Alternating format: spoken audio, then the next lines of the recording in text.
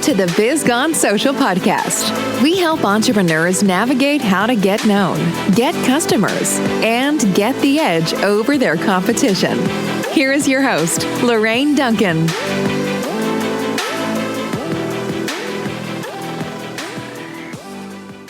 So here we are with episode 44, and I'm so glad to be here. And my promise to you, as always, is I want to give you a little bit of verbal caffeine that's going to energize your social media marketing, energize your business, and help you stay social. Because after all, don't you want to be the business that everyone's talking about? I know I do. So I'm really stoked to have Mike Dolce with me here today. He has a great business. He is a website developer and designer, working with WordPress only. And I wouldn't recommend anybody else but Mike for WordPress websites. So Mike, I just why don't you tell me a little bit about your business and exactly what you do? Because when I say website, people will go like, oh, what's a web, what does that mean? Sure. Does he do the content? I build, first of all, thank you for having me on. I build, host, and maintain WordPress websites. So WordPress is the number one content management system available for building your own website. And it's in a way for developers that, we have total control over, the finished product, which is something that you might not get with like a Wix or a Squarespace or, the GoDaddy site builders and things like that. So, it gives us the freedom to customize the look and feel, but it also has the benefit of working with so many open source plugins and applications that will enable us to take that site and elevate it to the next level. So, integration with social media, integration with contact forms, integration with, constant contacts or MailChimps. It's really like a click of the button. But at the same time, the look and feel, for someone like myself, I can make it look like whatever I want. Right. Yeah. And I've seen, because we're in the same business networking group, I see a lot of the work you do, and it's awesome. My question to you is how long have you been doing this for? And, why should I hire you? So it's interesting, actually. I just celebrated my 20-year college graduation, which is very scary, to hit that 20-year mark. And when I was in college, I was a visual arts major and a creative writing minor, and I've wanted to, and I am also currently doing comic books and graphic novels. I happened to go to school when websites were first really, it was the .com bubble was in 99. Websites were here to stay by 2000, 2001. And one of the things I needed was a website for my comic book. So I'd worked with, for free, which was great actually, one of my classmates because he had taken the web design course. There was just one web design course. It was an HTML course. But I had such a vision for what the site needed to look like and what I need and the functionality it needed to do. And so I really kind of felt bad because he did this all for free, essentially. He was basically just learning based off of the course he took. So he built my site for me. And by the end of the semester of 2000, I was like, I kind of feel really terrible. Let me just do it. Let me learn. And I took the course the very next semester. And I excelled at it because I had a clear vision. I had a clear purpose. I think learning in general, learning for learning's sake is great, but learning with a purpose is so much. It creates a sense of urgency that I wouldn't have had otherwise. And so I excelled at that. And then I took another course to follow up. So I've been doing websites since 2000, and I've been doing my own. And when I got out of college, I would show my website to people. And again, this is, way back in the day, and they'd say, oh, your website looks great. How much do you charge? And I go, I don't know. It's a foreign thing. So throughout the 2000s, I actually worked for a magazine. I was the website editor for a magazine. It was all related to the comic book graphic novel field. And then in 2007, I left and I went to work for a company in Stanford, which is how I got connected with you guys, the business networking group. And I ran their website, division. So from 2007 on, I was basically, solely in charge of bringing in website business and executing website business. And around 2013, is when I dove in headfirst into WordPress, because at that point I had built my own content management system. I was a self-taught PHP programmer.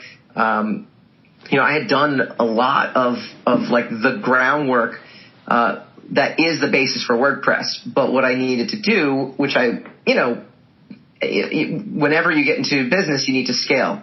Building my own content management system meant maintaining it. It meant, figuring out all the new challenges, how to integrate different things that were popping up around then.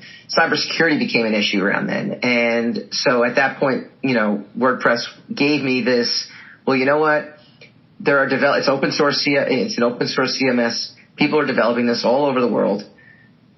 They're tackling the questions, whereas I can kind of flex back into what I was more comfortable with, which is just making great websites and not having to worry about, can this be hacked? You still got to worry about it, but there are people worrying about that for you at the same time. How do I make this more secure? How do I integrate Constant Contact or MailChimp or whatever the case is?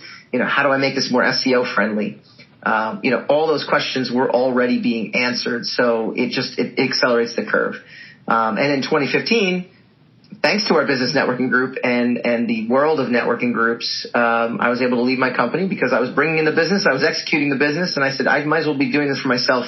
And I've been doing that ever since. So the long answer to your question, why you should hire me, is just the experience that I have. And I'm able to touch every single aspect of the website process.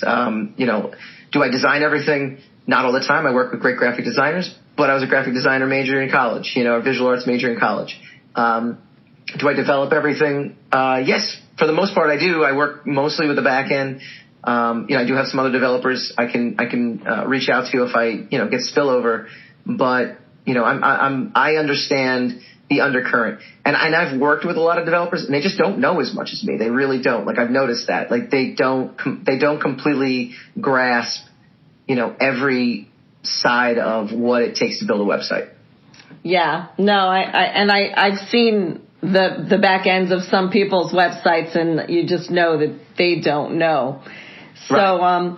So you've been in business probably for yourself since 2013, which is kind of interesting because that's when I actually decided to go into business myself with social media marketing. So we share the same birthday. Yeah. What do you enjoy most about being in business for yourself? I love just having total control over my time. I mean, I think at the end of the day, that is something we couldn't ask for, for anything else, because I remember this was back, I guess in like 2012 or whatever the case might be. And it was when I first joined the company I worked for, it was great. You had two partners. And, but they actually both had full-time jobs elsewhere. So they would both be in the office twice a week, but then the rest of the time it would just be like, hey, get this done, get that done. And I was always very good at managing my time and being a self-starter. I didn't need anybody overlooking, micromanaging my time or whatever the case might be. And then after the recession hit, in 2009, one of the partners got laid off at his full-time job, came to work basically made his business his full-time job, and then the other partner followed suit. They were never on the same page. So it made for a stressful work environment, first of all. Second of all, the micromanaging started happening, right? And I remember this time I was in New York City doing networking. I was in a networking group trying to bring in business and trying to do sales. And they're like, oh, we need you back in Stanford. Okay, well, I got up at 5:30 in the morning because this is my networking day in the city, so I'm in the city. I have a couple one-to-ones after. I meet with a couple companies. I'll get back, maybe 2, 3 o'clock. Now, mind you, that would have been probably the time I would have went home, because it's like I put in a full day at this point. I'm kind of tired, and I get back to Stanford. I'm like, all right, what's this meeting you guys need me for? And they're like, oh, yeah, no, we don't have a meeting. And it was like, all right, so you were basically just keeping tabs on me is essentially what you were doing. You didn't want me to go home early for some reason, even though it's not early. I would have been home at 4 o'clock. So it would have been like a 5:30 in the morning day to 4 o'clock, full day. It's that kind of stuff that I don't need to answer to anybody else. I'm in charge of my day. And if anything falls through the cracks, it's on me. I'll take that responsibility any day over having to answer to somebody or schedule my time around somebody else. Yeah, no, that's the beauty of being in business for yourself. Yeah. And that's what most people will say. It's like we can control our time. So as being a business owner, what would you say is your biggest challenge in 2021? My biggest challenge is, I mentioned the graphic novel stuff. I have my own podcast as well too. So for me, it's really, I've been in business for the website stuff now for 6 years, and I have all the motions, I have it all kind of clicking. I don't have a real challenge in terms of, where do I find business? I have my channels in place. I have the networking groups in place. I have so many things in place that it's very turnkey. It's very automatic. I have such an extensive portfolio. So, for me, it's juggling the different brains. It's jumping into, I work for a company called Rogue Matter, and it's a new digital publishing agency out in LA, and we're creating new IP. And so it's really, my challenge is balancing kind of the web work, which I like because it teases the math part of my brain, I guess, or the problem solving, element of my brain, with the creative stuff. So I think my biggest challenge is going too far down the rabbit hole on one side, and it's harder to pull yourself back out and get yourself to be more creative at that point. Yeah. And it seems like what the big thing is just, you have to balance that just right. Mm-hmm. Like anything that will take time, but, you seem to be doing fine. And, just to switch topics a little bit, you had mentioned that you have a podcast. Yep. And you also mentioned your Rogue Wave, it's called. Rogue Wave is the podcast, and Rogue Matter is the publishing company. And you used to have a podcast called Secrets of the Sire that no longer happens anymore. You moved right into it's been great. So one of the things that you learn in these networking groups too is, and this is before podcasts were around. I mean, they were around, but they weren't what they were now, right? So in 2016, part of leaving the website company that I was with was to enable myself to start a radio show. And they would I would do this weekly radio show down in Manhattan. And it was great. The studio was amazing. And Sam Leibowitz, who does talkradio.nyc, is phenomenal, and he's great. And we would go down there, and I had a co-host, and we would do this weekly radio show that we would turn into a podcast. And it grew to a point. I did it to bolster my networking within the comic book and graphic novel field. And that's what we talk about: comics, movies, TV, and pop culture. But we would give a platform for creators, creatives, publishers, editors to come on and promote themselves. And it's the easiest email in the world to email somebody that you want to do business with. Come on my show. We have X amount of listeners. We have X amount of downloads, and we did really well. I mean, we were on Facebook. Our videos, averaged about 10,000 a week, which is great. And it gives you real credibility. I was able to get more guests, ended up having, people like Kevin Bacon, people like Paul Reiser, some others, Kevin Sorbo, Lou Ferrigno. I mean, we it gave access to celebrities, which was cool. Chris Cornell, Billy Corgan, musicians I grew up, idolizing. And so what it did really was, again, kind of cement me as an authority on this field, and it led to more publishing work. But meanwhile, it also did really well on its own, and Rogue Matter, I got in contact with them, and they were looking for a flagship podcast. So they actually bought and they acquired Secrets of the Sire, and now it is part of RogueMatter.com, and we changed the name to Rogue Wave. Cool. Interesting. So podcasts, I do a podcast. In fact, you're guesting on my podcast right now. When it comes to doing a podcast, because a lot of my audience out there, they're considering doing a podcast. Mm-hmm. And if there was one piece of advice you could give to them in thinking of starting a podcast, what would that be? What would that one piece of advice be? I would say have a clear purpose for doing it. I think a lot of times they're like, oh, we could do a podcast. And I've had my friends even say like, oh, we should just get around and just do a podcast. And it's like, okay, yeah, it's great. It's cool, but it's work. It's a job. Like, I mean, it's not something that, I really recommend unless you have a real purpose for it. I was I invested per year probably about $6,000 a year, 6 to 10 probably, into my podcast. It was not something I was just doing in my basement, which ironically I do now, but it was something that I was treating like a business, and I was treating it as a marketing tool with the express purpose of I need to reinvigorate my network within the comic book graphic novel field. I need to have something that is legitimate. If it can make money, which it did for a little while, actually. I mean, I kind of offset all my costs, at some point with monetizing it. But it had a true purpose, it had a clear purpose. And by having a clear purpose, it enabled me to come up with a topic and try to put a spin on it that I thought was different than what other people might be doing with a similar topic. I have a friend of mine who's big into Bitcoin, but he got into Bitcoin 5 years ago, and he became like one of the experts on talking about Bitcoin, because he was talking about something that it didn't have a lot of competition at the time. In 2015, 2014, 2013, people weren't, Bitcoin was this thing that, wasn't a mainstream topic. So when he would get up and talk about Bitcoin, he became an authority on something that didn't have other authorities.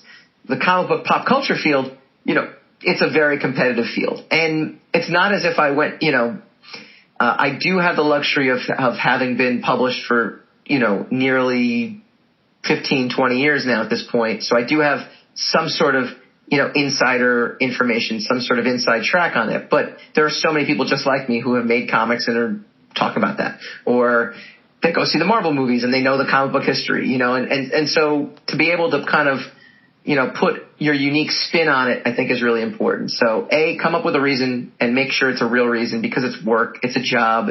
And then B, it'll help you come up with something that's a little bit different than just, hey, I have a podcast. Great. Now everyone has a podcast. So what makes you different? Yeah, and it's really hard to stand out in the field. Yeah. I've had the privilege of coming on and off to your different podcasts that you've had, and just because having 3 boys and my husband is really into Marvel and stuff like that, I'm very much I know about it. And even coming in and not being an expert in any way in the whole field, I at least understand it. I do have some favorite characters. I just have a lot of fun with it. But what I was going to say is that what I love about your podcast is that anyone can come into it, and if they know just a little bit, sometimes you'll ask a question and I can answer it, or so it's been, I really enjoy that about your podcast. One of the things that I got to ask you though, it's like, because this is a social media, Biz Gone social media show, I love to ask the people I interview is like what their favorite social media platform and why. Can I answer? Can I say none? No. No, you cannot. No, you know what it is to me? I would have said Facebook, but they've changed so much now in terms of getting stuff out organically that it's become a little more difficult. So YouTube is the one we're trying to really crack, and it's I think it's the area that you can grow the most. And I think it's the area that, I would love to tackle YouTube more. And the company I'm with, thankfully, we have a large YouTube channel, which is great. But we're still struggling with getting engagement on it, and that's something that I think, everyone struggles with in terms of social media, just because it is so prevalent. It is something that, you have a lot of competition with. Twitter, I would sit there and tell you, I will say this though, from a business standpoint, YouTube is the one I'm trying to crack. From a personal / professional standpoint, I like LinkedIn the most, because I like their little news feed that they do every single day that you can kind of just, kind of tap into. They have this weekly round or daily roundup of things that people are talking about. And there's no politics. And there's no opinion for the most part. It tends to just be more straightforward. I can remember during the Trump administration, reading about, hey, there was something that they were talking about on LinkedIn and saying he signed this particular bill which could have this particular effect. And because Trump is such a polarizing figure, I couldn't find that information anywhere else, right? And I'm not saying good or bad. I'm just saying, wow, I learned something on LinkedIn that I could not read anywhere else. But because people were actually discussing, sans the politics, they're just literally discussing, like, what does this bill mean? How does this impact companies bringing their business back into the United States versus not? How does this impact the tariffs? And I was like, wow, okay, we're actually diving into real information here. It's not peppered with, Trump is this or Trump is that. It was like, wow, okay, I learned something. And I would love to see more of that. So I would say LinkedIn is probably, my favorite to actually just browse. Wow, that's actually a different answer than I expected from you. Yeah. And only because you're a visual person too. And, sure. And so a lot of my visual people that I'm in contact with, they just love Instagram for some sure. reason. And so that's actually, so for me, like I was just going to say my actually from a personal standpoint is Facebook. Okay, yeah. LinkedIn is totally business for me, mm-hmm. But I will agree with you that it's probably the one platform where I've learned the most about business. Yeah. And to be honest with you, it's like that was a rare thing, because a lot of people really don't talk like political worldview on LinkedIn. But what happened is that, people just wanted to talk about something where they weren't going to get attacked like they did on Facebook. And again, I'm not speaking for or against any particular side in this or tribe in this, because that's exactly the problem. But I remember I was shocked that I was able to learn something that I couldn't read about anywhere else. And without it being peppered with some sort of, editorial opinion on top of it. So. Right.